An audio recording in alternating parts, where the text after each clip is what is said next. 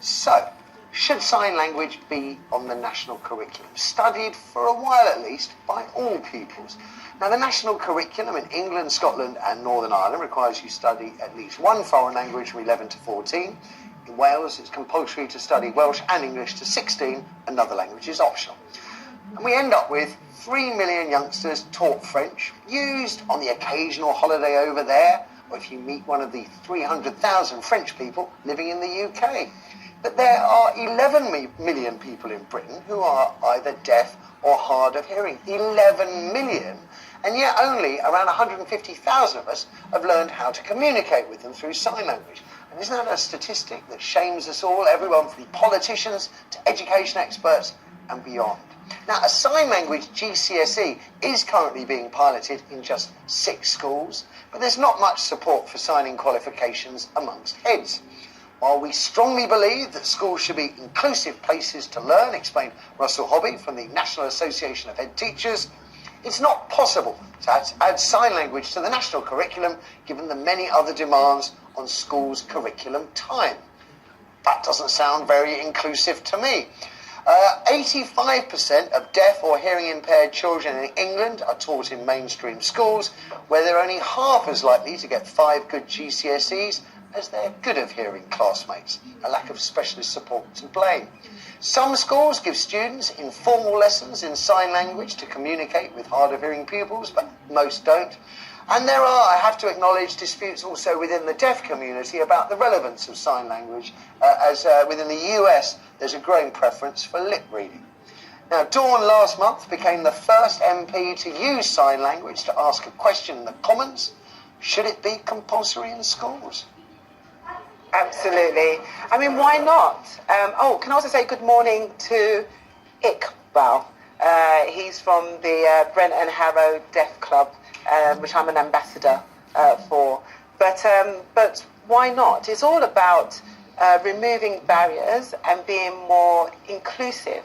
And I think that British Sign Language should be given legal status like other languages, like Welsh and other languages. So I think British Sign Language is not used by all the deaf community, but the majority of the deaf community, and it's a way that we can be inclusive. And you find that people who have learnt British Sign Language, when you communicate with someone who's deaf, the joy on their face to know that you've just taken the time to say your name automatically breaks down those barriers, and it just readjusts that relationship.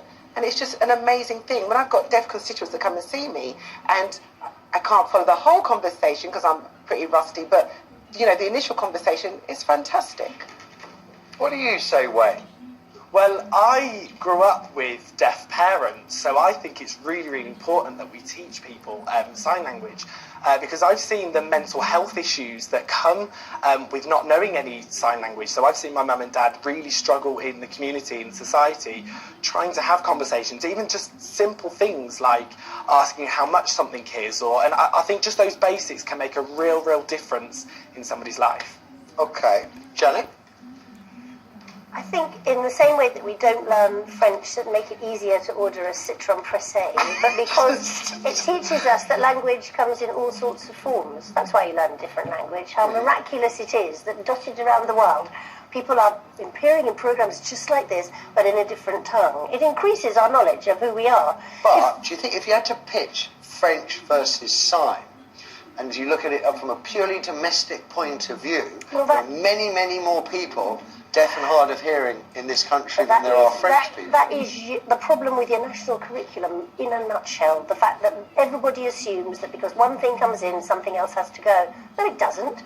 There is room for all of this. There is room for adding half an hour. Would you say it should be on the national Absolutely. Yeah. 4 babies are born deaf every year. It is appalling. I mean, when I was little, I used to watch Vision On, which was a pioneer programme produced by the great Clive Doig, which aims to, and I watching it, it never occurred to me that some people watching it weren't hearing it, but obviously they had a large constituency of children who couldn't or had hearing difficulties.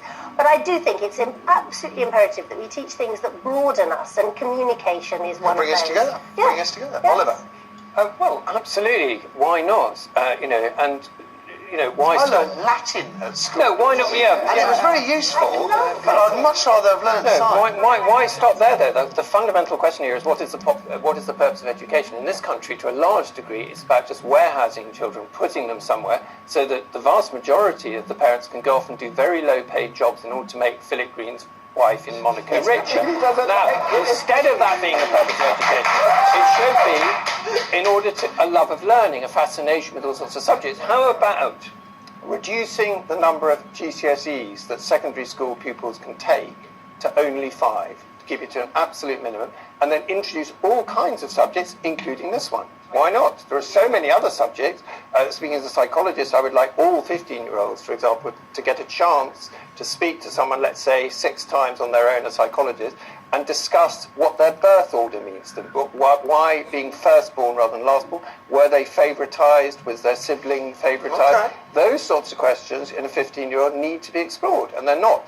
Can I say? So forget about very quickly, happiness. very quickly, because loads of people on the phone. So Michael's nursery in Brent teaches sign language to little kids, and it's amazing. In fact, our lawyer, his children go to a state primary school where the hard of hearing and hearing impaired children go off in the morning to have their own lessons. In the afternoon, all the children mix through all their different lessons. And he says that his kids, who have no hearing impediment, communicate through sign at home so that mum and dad don't know what they're up to. Which is the reason I really like this subject. What are people saying at home school? We've got Louise on line 1. Good morning, Louise. Good morning, Matthew. Good morning, everyone. How are you? I'm very well. What do you think? What do you think about the lack of sign language on the national curriculum? Makes me furious. My son is actually deaf, and he's currently learning BSL in his school, in the unit at his school. And as a parent, for me to learn to communicate with my son, I have to pay hundreds and hundreds of pounds to learn sign language because I don't get free sign language lessons. I don't get free BSL lessons. So for me to learn to communicate with my child is actually very expensive. Janet Ellis, hello Janet, actually knows a bit about this because she signed our petition last year that's part of the Swansea Centre for the Deaf. It's the DEFO petition that went to the Welsh Assembly last year. What I find astounding is that it's been a recognised language, BSL has been a recognised language in the UK since 2003. It's now 2017. And nothing has moved forward. Louise, I hear you. I hear you. Thank you for the call. Let's have another. We've got Janine on line 2. Good morning, Janine. Hello? Well, it sounds like we've got a long way to go. Is that what you think, Janine? I absolutely do, yeah. I think that, I'm in Wales, so, hello Wayne. Good morning. I'm in Wales. I think we've got a long way to go. Deaf education is really failing here, really failing. But we've got something called the Welsh Baccalaureate. Right. So the BSL is an option in that. Okay. But I don't know how. Basically what I want to ask is, if, I signed the petition, I spread it far and wide to Dawn and Wayne. If you get the petition to Parliament, how are you going to go about getting it on the curriculum? It's a massive job. They're not just going to say 70,000 people, 70,000 people, pure BSL users. But, we need to get it into skills. How are you going to go about doing it? Physically, I want to get involved. Janine, I'm short of time. I just have to say that it should need to be part of a majority government or some kind of coalition running the country. We made it legal in 2003 under Labour government. We just need to take it that step further, and that is what hopefully we'll commit to do. And it is being costed. I've asked for it to be costed so that if we make the promise, we'll be able to deliver it. Okay, one last quick one. We've got Pam on line 3. Pam, got to be quick with you. What would you like to tell us, Pam? I think we should have sign language compulsory, and French or Spanish or German, certainly a language. Right. I mean, we should ditch algebra because I never did find a use for it. I guess, Pam, in all fairness, just because you haven't found a use, does not say various astrophysicists, architects and whatnot haven't. Pam, thank you very much. I should also explain just before we say our goodbyes that I wish we could provide subtitles and these kind of facilities on every show all the way through. The reality is this is a minority channel right under the cosh financially, and we just simply can't afford it. So, I've apologised to individuals, and I will apologise to all our viewers. I wish we could have someone like Wayne here every day on every show, but we can't. And on that note, I'm afraid it's time for us to say goodbye. First of all, thank you, Wayne. Thank you for giving up your time. He gave up his time for free, by the way. Good luck with Okay, thank you. To Dawn, thank you very much for joining us.